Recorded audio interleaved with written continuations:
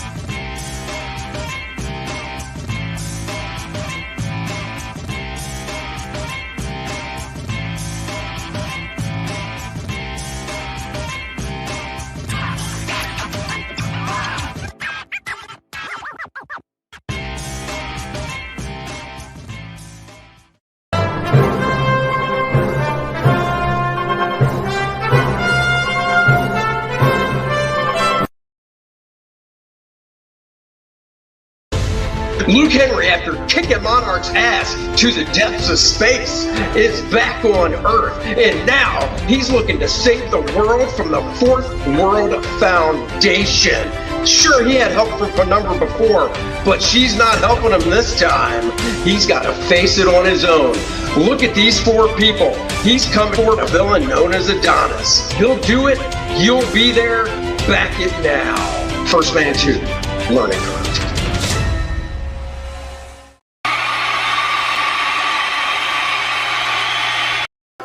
Oh, you don't need to applaud for me. I do this because I love you all. No applause needed. Hello, good morning. It is Friday. I am tired. I don't know why. I need to wake up. I already had a cup of coffee. Whew. Devil Flyer in the house. Hello. AJ, relax, everyone. He's here. Thank God for that. Thank God it's Friday. Hey, yo, Comic Talk with Pops Van Zant. How are you? Thank you for joining the show. I gotta confess, I kind of want to see Andy's face on Billy Zane's Phantom macking on Christy Swanson. I just want to mac on Christy Swanson. I don't care if my face is on Billy Zane's Phantom or not, if you know what I mean. Oh. These three people, counting me, there's four. Look at these four people. Man, we're going into the weekend. It is dark out because of how the earth is rotating and the time and everything. I thought it was Thursday. Don't scare me like that, Chuck. Come on now. But yeah, it's dark out. Just what was it? 4 or 5 weeks ago, it was nice and light out at this time. Got to wait till the first weekend in November to change the clocks back, so it'll be nice and light out again. Christy Swanson was great in Dude, Where's My Car? I like Christy Swanson. She was great in that issue of Playboy too. Wait, was she not in Playboy? Oh, my video quality blows, I see. Let me see. Old YouTube-ish. See how fuzzy I look? It's annoying. Let me see. Give me a second here as I tune into my own channel to see the blurriness. Yeah, it's a little fuzzy. Well, once I share my screen, it won't matter. Prater, what's up? Christy Swanson in the chase with Charlie Sheen for the win. Oh, there you go. I'm just going to get to sharing my screen. Do a little art drop, if you will. I'll just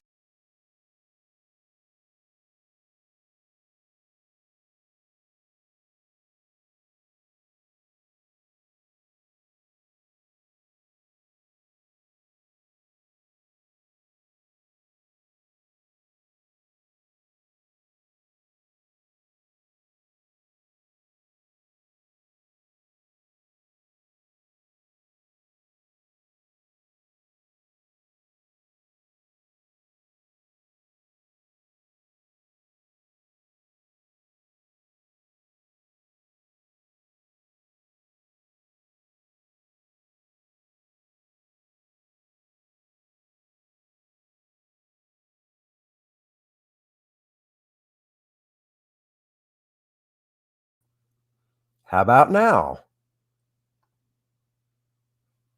No, that is weird. I don't have to be part of the stream. Who knows? We'll just do it this way. So anyhow, like I was saying, this is another page. If you back the campaign, then you will have gotten this page in the latest update along with the next one I'm going to show. Thank God it works now. I don't know why I'm muted just by doing. Oh, wait, here. I know why. There we go. Now I know. So, no, I appreciate it. I believe it's my modem. So I have a modem, and then from the modem that it goes to my wireless router, and then from the wireless router it is hardwired into the back of my computer. So you're going, well, you should be fine because it's hardwired in from the router to the back of the computer. So it should be totally fine. However, because it's coming out of a wireless router, every now and then it'll say my Wi-Fi signal is weak, which is weird because it's not through Wi-Fi. So I've had the modem for 5 years now or so, 4 or 5 years. So I just got to call and tell them, hey, I need a new modem. But anyhow, back to the artwork. So this is a page here. First man's like, woohoo, I had a great job interview. I killed on that job interview. And then look at these 4 people in the bottom panel. Our young gun there with the hat on backwards is like, what a tool. What a fool. And she's like, it doesn't matter now. Adonis is online.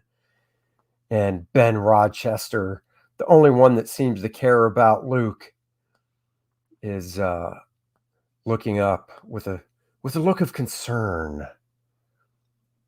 So there you go. Let's go to the next page. Guys, back to campaign. Oh, we finally get a nice... It's nighttime. Luke's at home, just trying to have some dinner, and his dad's just trying to be a good dad and tell him, son, I understand you're really excited to work with these people and everything, but just be careful, buddy. Be careful, little buddy. You don't want to be taken advantage of. I just worry about you. And what teenager ever listened to their dad's advice and is like, Dad, don't worry. I got this, yo. I got this. And then he's kicking it in bed, doing what teenagers do these days, scrolling through his phone. And he's like, oh, Sadie's going to be at school tomorrow. Oh, Sadie. AJ says, does Luke get a hot girlfriend even though he's a dork like Peter Parker? You'll just have to wait for the next page to find out. Hint, hint, tease, tease.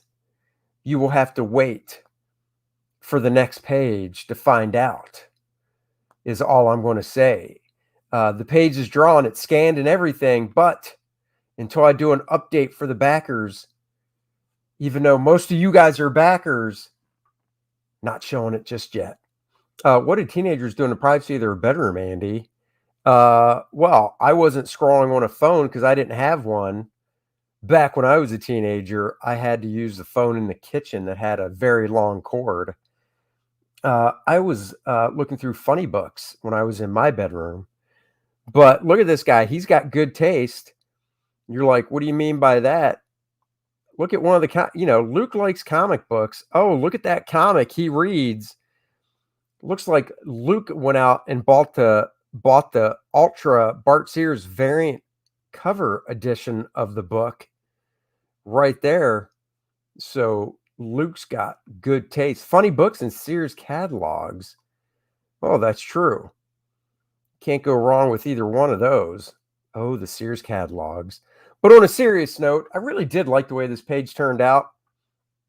I love the composition of the first panel, looking from across the street, looking from the house across the street to Luke's house, and it's nighttime, so you've got more shadows falling and stuff at night.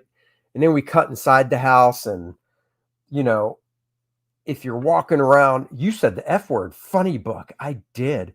JBot2000, what's up? Thank you for joining the show. I hope you have subscribed to the channel. Remember, everybody, please subscribe. Trying to get to that 1,000 number. So Luke is just, in the house. The second panel is probably my favorite. And it's just because, I'm showing some more of the house, a little bit of the kitchen, but I've got those, if you ever walk around your house at night and you only have a few lights on, you've got shadows cutting across walls and stuff. And, you can see that bedroom back there with the door open, has the light cutting out into the hall. So this was just a fun page to draw. This is, one of the other things I like to draw. We were talking about on the professionals last night, what we enjoy drawing. And my first answer was anatomy, because I really do enjoy drawing anatomy, but I also like drawing the quiet scenes as well. Because, like they said in the Kubert school, like we were being taught, you're not always going to be drawing fights, heroes fighting and stuff. You've got to learn how to draw the quiet stuff as well. Whose house did you invade to frame that shot? Wouldn't you like to know? I like the wrinkles on the blanket. Very convincing. Something I have trouble with. I'll get to that in a second. Is Luke reading the PG-13 version of Ultra? Of course he is. Come on, AJ. Luke's a good kid. He's looking at the R-rated version on his phone. Haha. No. The wrinkles on the blanket. Thank you very much. A lot of that comes from reference. I'll be honest. I love being able to reference things so much easier now with a phone. And I was at my desk and I just went to Google Images and Google searched unmade beds and hit images, and you'll just find a lot of pictures of beds with the blankets and stuff, folded across and unmade. And, that's what I looked at. And then you just, after been doing this for so many years, you put your own spin on things. It was all inked with a brush. So thank you. I appreciate that. Leaning books on the shelf are a nice detail. Once again, I just looked around in my own office here. As you guys see behind me, I've got lots of books behind me. So not all of them are stacked up straight. Quiet times equal negative space in a way. It just depends on what you're trying to get across in the story. I want to show as much of the scene as I can, depending on what it is. I've already shown Luke's bedroom before in this book and in volume 1. So I could do a bigger shot here and in tighter. But I've never really showed that much more of his house. So I want to have the camera pull back a little bit more for the second panel. Too bad you didn't learn to draw wrinkles in drawing dynamic comics. Or do you mean dibamic comics? I don't know what drawing dibamic comics is. I like my unmade beds with a lady in it. Sorry, couldn't help myself. Great stuff as always. Oh, you're welcome. You are welcome. I will say I do love them. I usually go to bed after my wife at night. And it is nice going to bed and she's laying there all sleepy and she just looks so cute when she's sleeping. Sometimes it's adorable. So there you have it with this page. Let's add myself back here. Hello, and go to what I really want to share today. And it's this. I saw this. I like looking at things like this to see. I like variant covers. I've been known to buy some variant covers. I partake in the variant covers, not as much as my buddy Dennis. Dennis will literally buy, I think, what was that? Some new X book came out last week or 2 weeks ago. Oh, Inferno #1. And Dennis bought every cover, variant cover. I think he got like 8 of those things. I've been caught reading funny books. Haven't we all? And I know what you mean by funny books. Oh, I know what you mean. I know exactly what you mean when you say you've been caught reading funny books. Oh, yes. Yes, I do.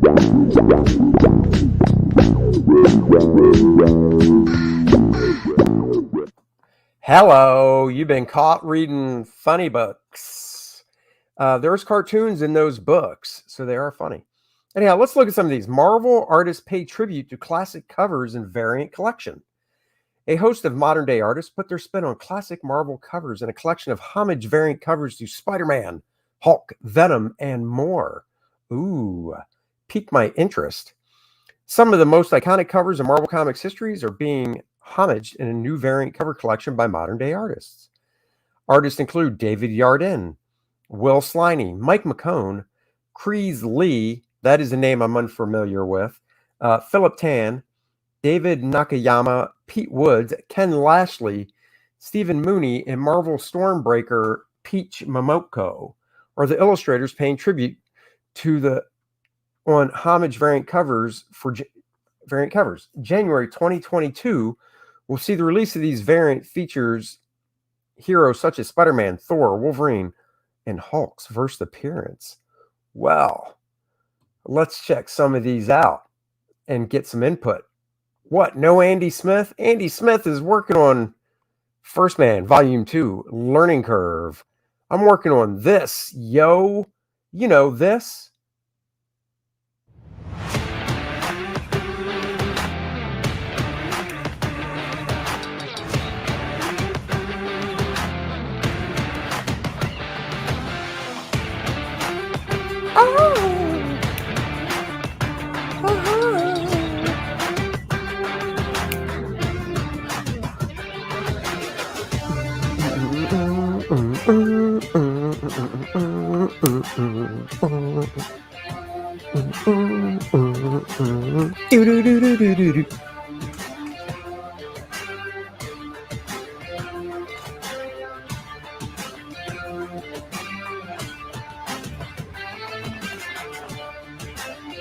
Oh yeah, First Man 2 Learning Curve.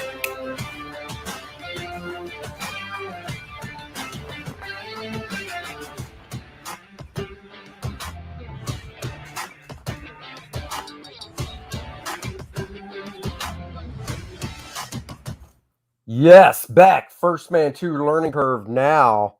Back it now. Be proud. If I did a variant cover, it would be smoking. Let's just say. All right, back to the variant covers. Prater says, I read the Chicken Devil comic yesterday. It had an absurd amount of F words. It was ridiculous. You know, I went to the shop yesterday. They did not have it, so I have to find it. Talking about the people drawing these variants sounds like a bunch of nobodies. I mean, I wouldn't say that. Mike McCone's been in the business as long as I have. Philip Tan's been in the business a long time. David Nakayama, David Yardin, Ken Lashley, Pete Woods. Those are the main names I know, so I'm expecting good things from them. I have to be honest, Andy, I like variant covers on IGG or when they're shipped 50-50, but I hate them when they're used as predatory publishing. I agree, 155%. 6:30 a.m. start. You're killing me, Taxi Man. Oh, she's killing me, but what can I do?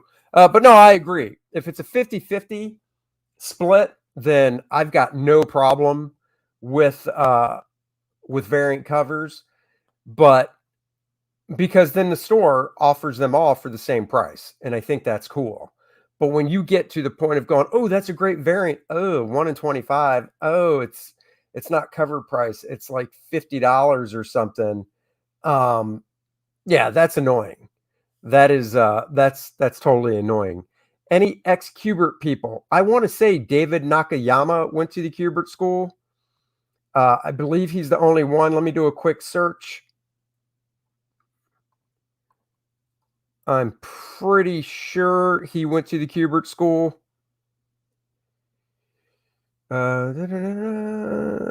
He's a young guy, 43. Let's go to his website. Oh, he's got a lot of credits. Is there an about? Resume. I'm pretty sure he went to the Kubert school. Here we go. Honolulu. Wow, he lives in a great part of town. He produced the work. Let's view the resume.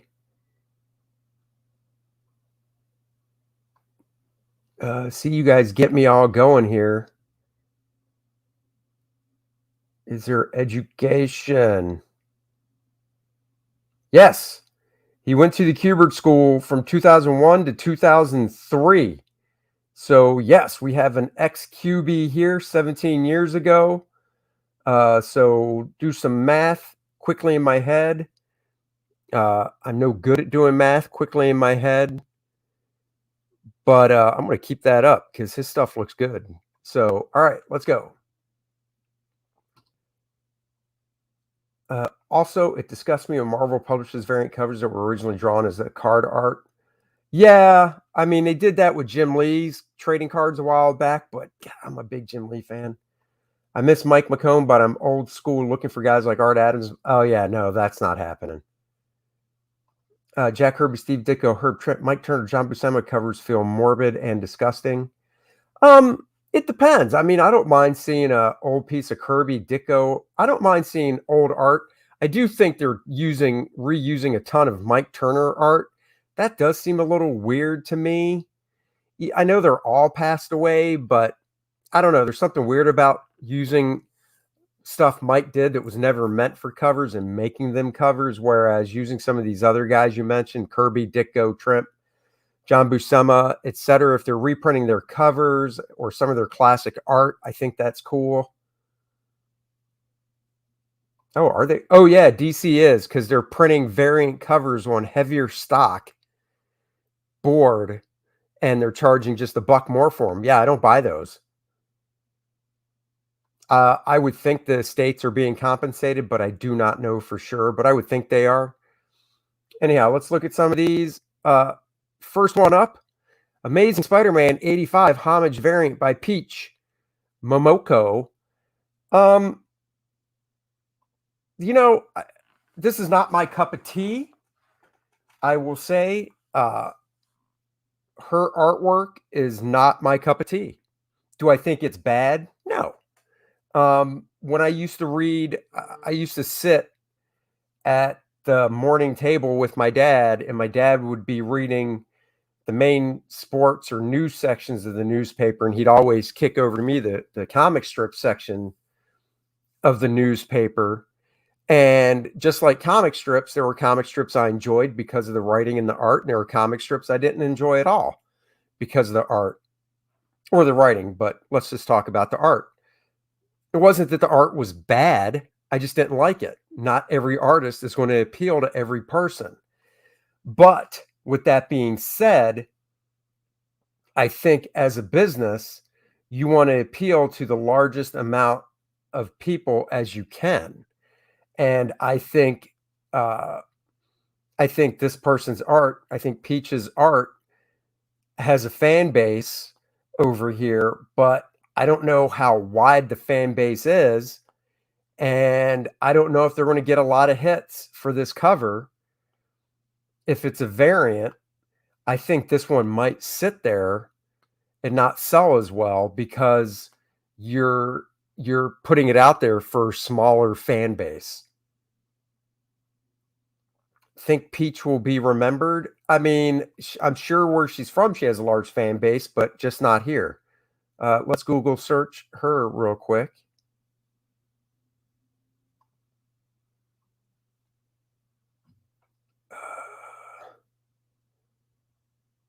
Wow. Let's see. Here we go. Do a little deep dive here. Peach Momoko. I think some things you see ring the bell and some things don't, even if they're well done. It's true. It's true. You look at some of this stuff. I mean, look at this. That's very nice. I almost want to say that she took. I mean, this is nice looking stuff. I almost want to say she took almost too much of a stylized approach on that Spider-Man cover. Maybe go more traditional like she's doing here with the work. History. 2020 Marvel Stormbreakers, creator artist, publication. I'm just trying to see 2019. This goes all the way back just to Oh, 2 pages, next page. Nope, previous page. I don't know, 2015, I guess. Uh, I think this stuff looks good. Like, I remember seeing this cover. I don't know why it's not coming up. That's not it. Okay, I guess I can't click on that one. Anyhow, I think this stuff's really cool.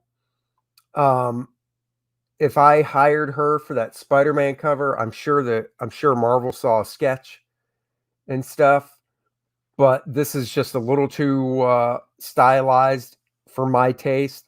Like I said, I'm sure she has a fan base. I just don't know how wide it is. And you would think you'd want to shoot a wide net to grab as many people as you can with these variants instead of shooting a tiny little net and only grabbing a small amount of people.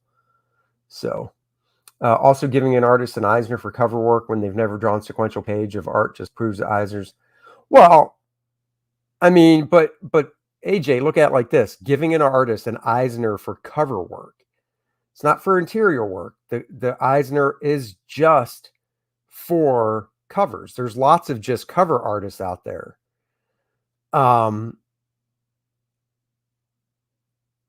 So I mean, there's lots of cover artists out there. That's all they do are covers.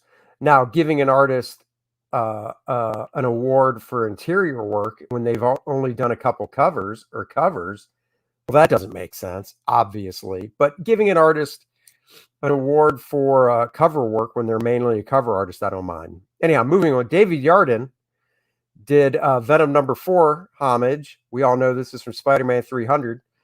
I think David worked this one. I mean, one of the best for the homage. I mean, you don't go wrong. If I was going to do a homage cover myself, I probably would have done what it looks like David did here, which is slap that baby on a light box and get the pose down with the outline, right? Just the outline. But then inside the figure, I would have done my stuff. I think when Joe Jusko did the painted covers for the corner box art that he did, that was his approach. He wanted to keep the silhouette of the drawing. So if it was a Jack Kirby drawing or a Steve Ditko drawing or John Romita drawing, he kept the silhouette by tracing off the outline, but then the interior stuff was his anatomy. Joe Bennett's been doing Hulk comics covers for the last 20 issues, and no one knew it. Oh, I knew it. I bought a few of them because I thought they were awesome. I thought those things were awesome. So this one I give a win. This one is Will Sliney doing the cover here.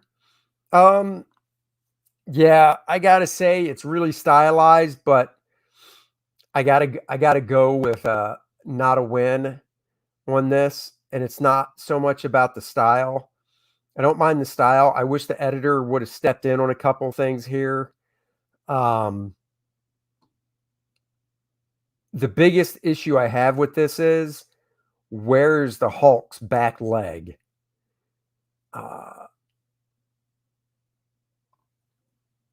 Marvel and DC, yeah. The Jusko. Oh, wait.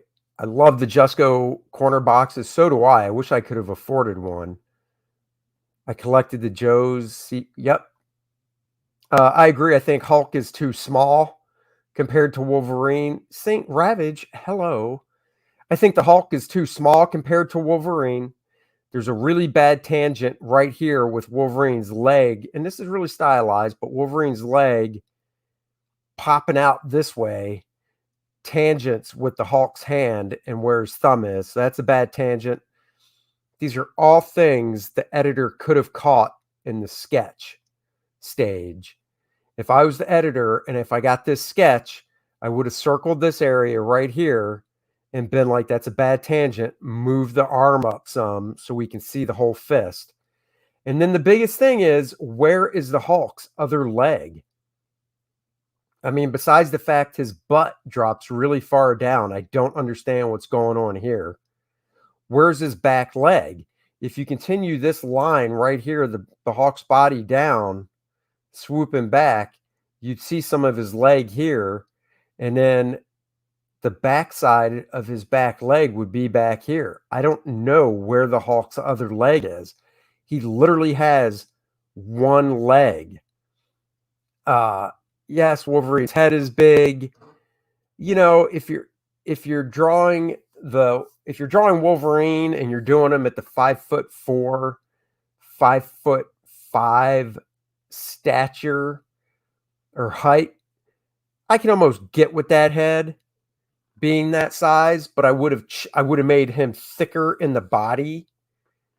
But the Hulk, I think, is too small. I think the Hulk's head is too big. And the biggest thing out of everything is, where in the hell, where's his other leg? You can't even say his other leg is behind this lower leg calf coming forward, because there's no way it would be. So the editor really did this artist a disservice. And that's the problem with editors these days. They don't know shit. So this one is a fail, unfortunately.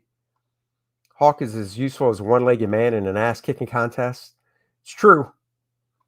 Yeah, I mean, he did. So, yeah, this one's an epic fail. And I've seen Will do other work that I thought was good. I mean, all artists have hit and misses, but the biggest thing is, where's that back leg? That's bad. Here we have Mike McCone homaging Venom Spider-Man cover. I believe Mark Bagley originally drew this. I like the graphicness McCone went with on Spider-Man's costume, doing it all black. Because I believe back in the day when Ditko designed Spider-Man, he meant to have Spider-Man be red and black, and then he only did really subtle highlights. And back then, the highlights on a black costume were always done dark blue. So I kind of like that he's knocked out all black like that. I'd like to have seen Venom bigger, because when I think of Venom, I think of somebody that's just massive. Here, Venom isn't that much bigger than Carnage. And I think Venom should be a lot more muscular and thicker than Carnage.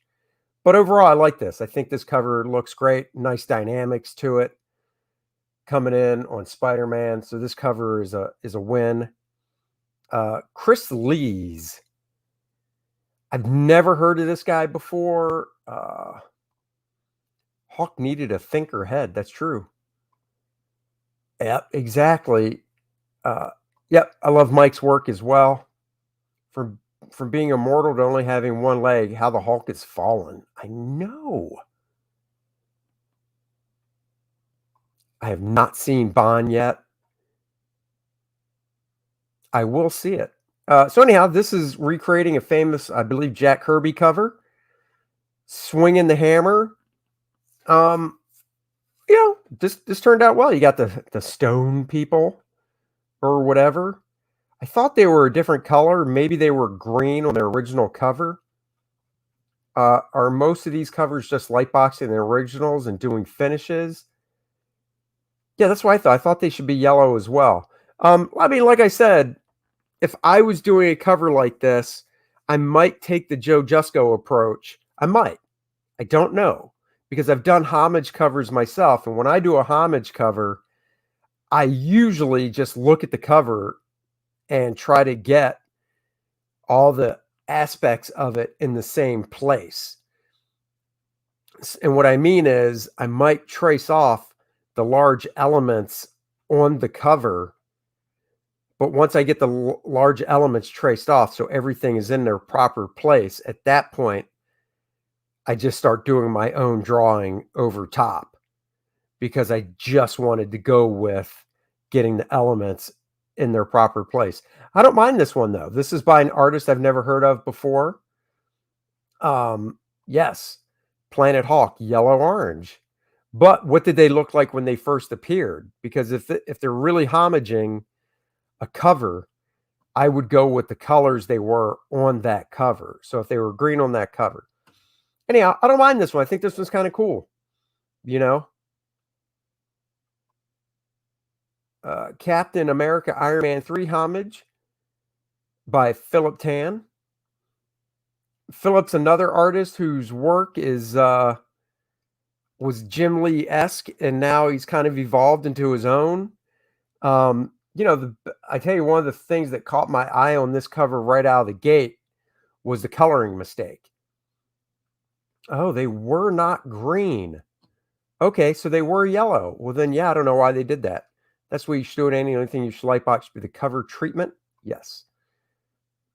So when I say color mistake, it's hard to see, but right here, the outer part and the inner part of Captain America's calf muscle, the color is colored red like the boot instead of blue, and it's driving me crazy because it looks like Captain America has a really skinny calf muscle.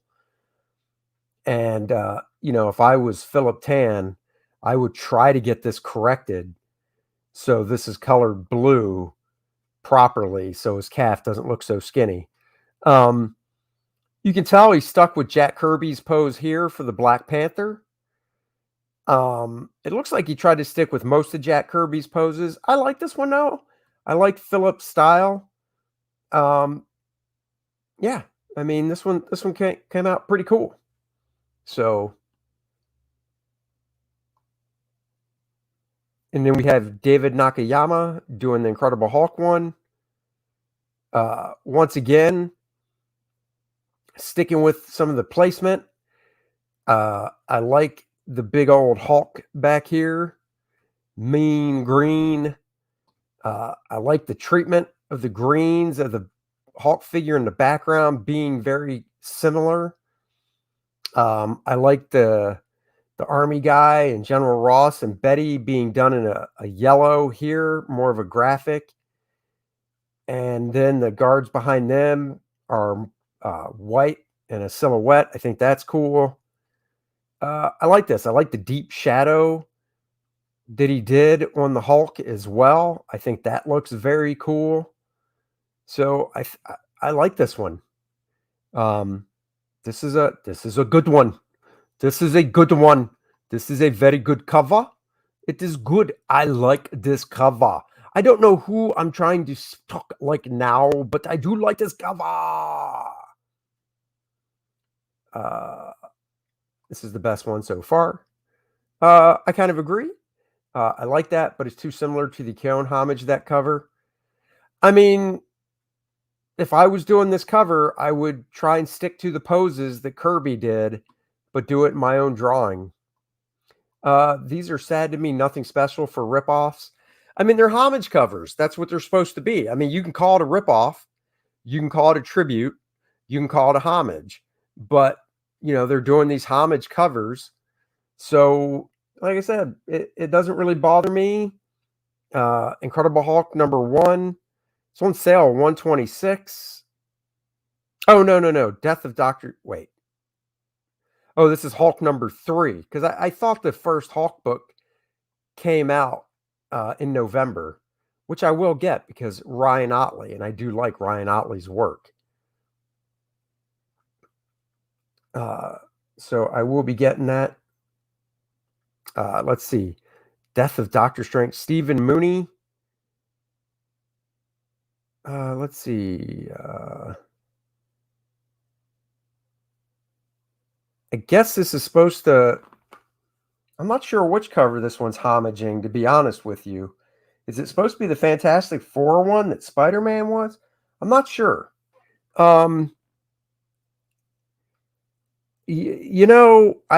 Without knowing their original cover, if on their original cover we saw a back shot of the Torch, I guess I'd go okay, but I'm not a big fan of seeing the back shot of the Torch here. I don't know. I'm not a big fan of this one. I do like the treatment of the word balloons with the thick outlines and stuff. Thick balloons, but I don't have much to say about this one. It doesn't really do much for me. So, Strange Tales. Okay. Well, I'd have to see the original Strange Tales cover. Is it Strange Tales 110? Let's see. Let's googly it.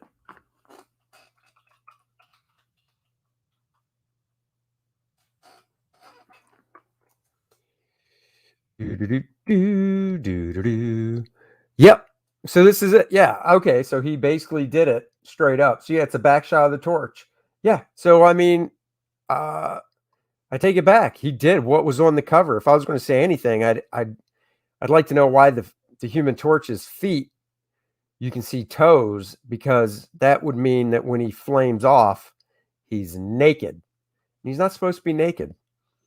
So yeah, so this is really a straight up homage. They'll put the logo on, so that's not a big deal. So yeah, I mean, he did a good job going by the original Strange Tales he homaged. So Pete Woods doing a variant cover for Iron Man.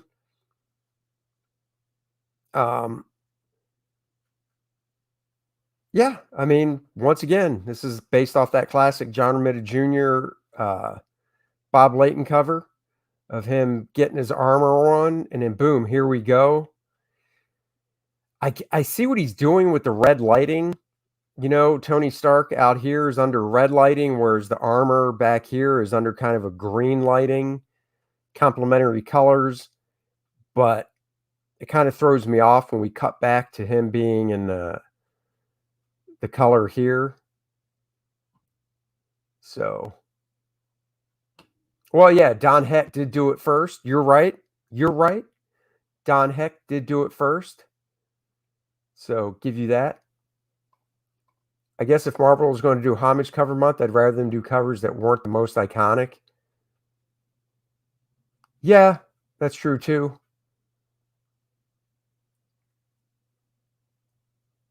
Oh, when you're hot like Human Torch, you end up naked a lot. Oh, not a fan of the homage or the original. I like the Don Heck one. Of course, you know, the one that came out when I was a kid was the John Romita Jr. Bob Layton one. And here we have Ken Lashley doing a homage to the famous Rob Liefeld cover. I think this came out really good. I'm a big fan of Ken's work. I actually have a blank cover to the facsimile edition of this issue of New Mutants. And I actually started at the convention over this past weekend sketching out on the homage this exact same layout. So I'm actually trying to do the exact same layout for this cover with Deadpool, Gideon, and Domino. And once I get it closer to being done, I will show you guys what I'm doing with it. I've got the 3 figures laid out. I've got the heads roughed in, but I got to redo them because they're getting cropped out a little awkwardly on mine. But I just thought it was funny. So yeah, X-Men Legends number 11. I think this is pretty cool. I hope these are 50-50 split, because I would buy this book because I think this looks really, really awesome. So, so there you go. I love Ken Lashley. That looks like Rob's work. The Werewolf by Night variant he did for Comics Elite was amazing. This doesn't look like Rob's work. Get out of here. Come on, AJ. I got to disagree with you if you put these side by side. Or if you're saying Rob's current work. I mean, I like it. He kept the facial expressions and stuff. I think this is kind of cool. So, I don't know. I dig this one. It is not Cable's first appearance. It is Deadpool's. Oh, you're right. It has feet. Boom, slam, boom, boom, chicka, boom, boom. And there you go. Texas school pulls young adult graphic novels over critical race theory protest.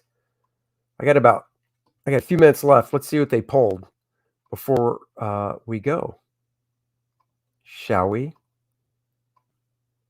Texas parents call for an event with children's book author Jerry Craft to be canceled over claims his graphic novels promote CRT.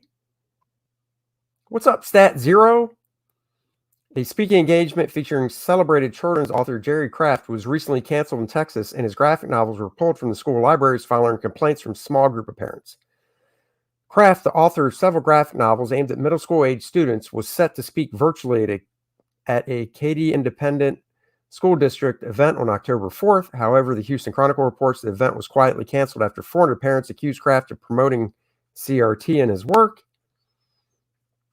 The petition is to ask KISD administration and superintendent to cancel the Zoom call and stop promotion of these books, which are wrought with critical race theory in the form of teaching children that their white privilege inherently comes with microaggressions, which must be kept in check.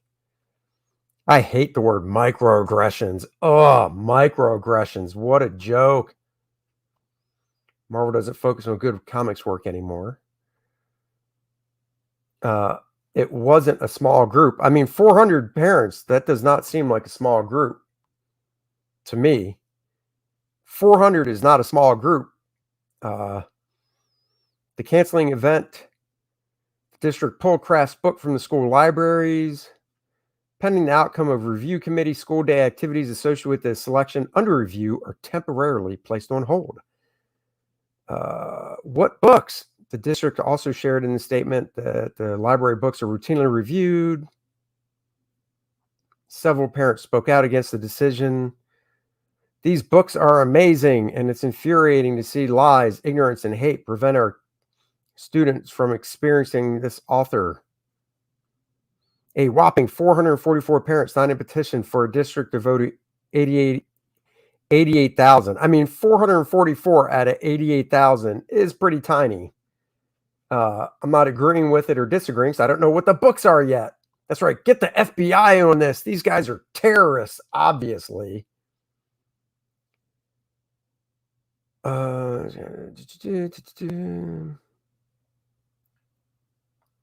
Craft's graphic novels are based on the lived experiences of his own two sons and focus in on a large part of the culture and experience of present-day Black preteens. What are the graphic novels? Oh my God. This article to me is a fail because it doesn't even tell me what the graphic novels are, for the love of God. I want to be able to see them. New Kid is obviously one. What happens when I click on this?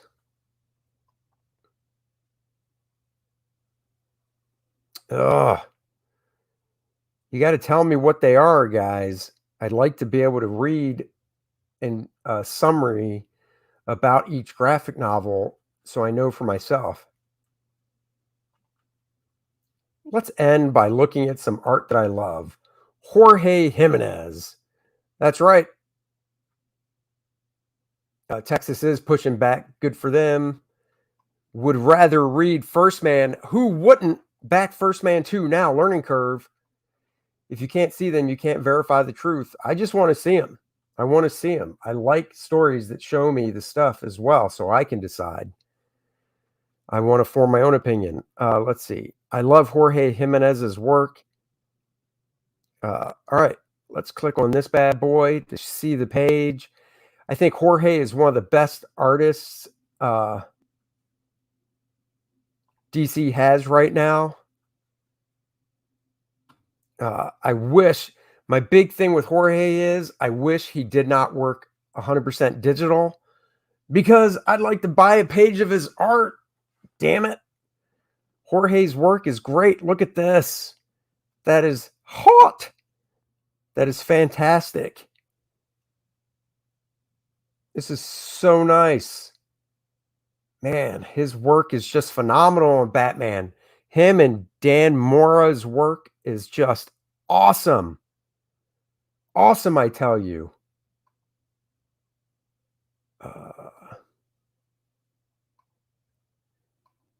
Well, guys, it's not too late to get on the First Man 2 Learning Curve bandwagon. Alex Ross did a great Fantastic Four #1.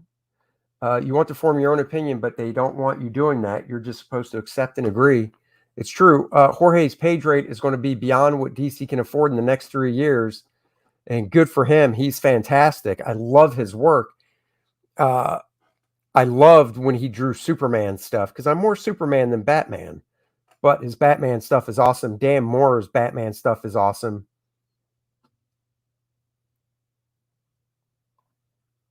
AJ's busting my balls. It's Rich hearing you complain about not being able to buy someone's sequential pages. He's saying that because I don't sell my original art.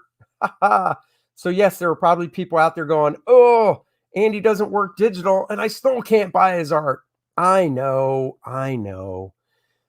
First Man 2 Learning Curve. Back it now, back it proud. One last look. Look at these 4 people. Luke Henry, after kicking Monarch's ass to the depths of space, is back on Earth, and now he's looking to save the world from the Fourth World Foundation.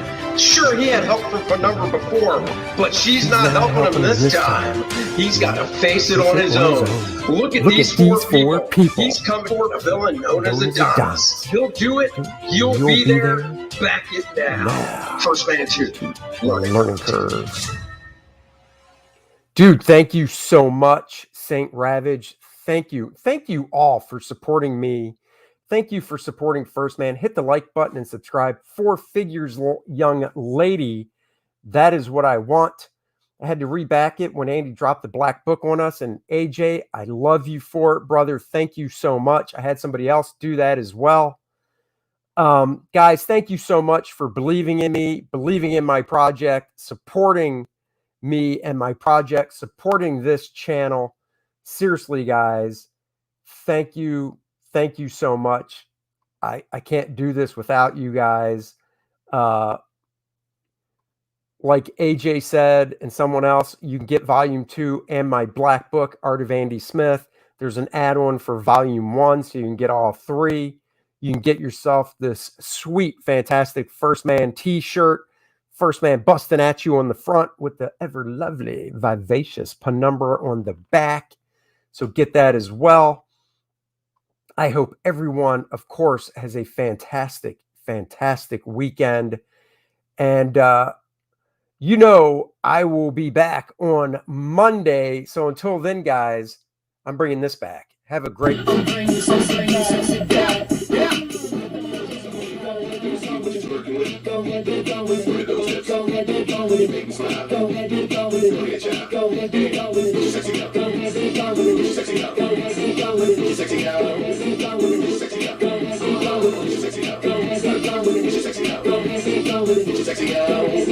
Get your sexy on.